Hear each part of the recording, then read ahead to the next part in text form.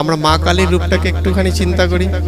শিব সবের মতো স্থির হয়ে শুয়ে আছে। আমাদের বুকে কেউ যদি পা দিয়ে দেয়, আমি ধরো ঘুমাচ্ছি আর কেউ এসে বুকে পা দিল, আমরা ছটফট করে উঠবো না? করবো তো। কিন্তু শিব কি হয়েছে? স্থির হয়ে আছে।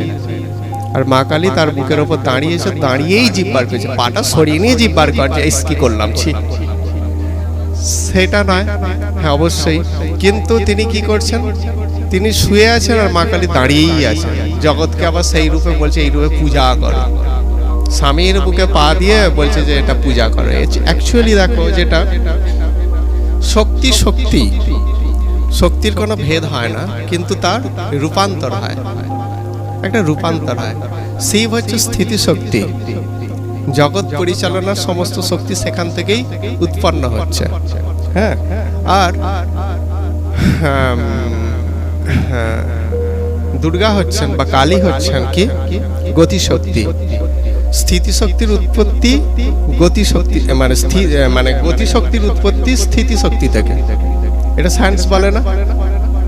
গতিশক্তি কোথা থেকে উৎপন্ন হয়? স্থির শক্তিটাই রূপ চেঞ্জ করে কি হয়? গতিশীলতায় পরিণত হয়। এই জায়গায় বায়ু আছে কি না? এখন আছে তো, স্থির আছে। কিন্তু এই বায়ুটাই যখন প্রবল বেগে বইতে শুরু করবে, সবকিছু ভেঙে দেবে।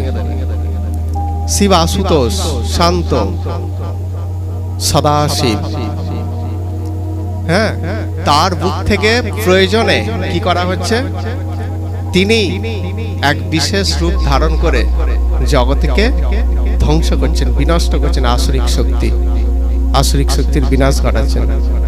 যেমন রাধা আর কৃষ্ণের মধ্যে কোনো তফাৎ নেই, তেমন শিব দুর্গা বা শিবকালীর মধ্যেও কোনো তফাৎ নেই। ওই স্থিতি শক্তিটাই রূপ চেঞ্জ করে গতিশক্তিতে পরিণত হচ্ছে বিশেষ কিছু কার্য সম্পাদনের জন্য। তাহলে গতিশক্তিটার উৎসকে স্থিতিশক্তি, তাহলে স্থিতিশক্তিটা আগে, শিব আগে হচ্ছে, তারপর দুর্গা হচ্ছে। আর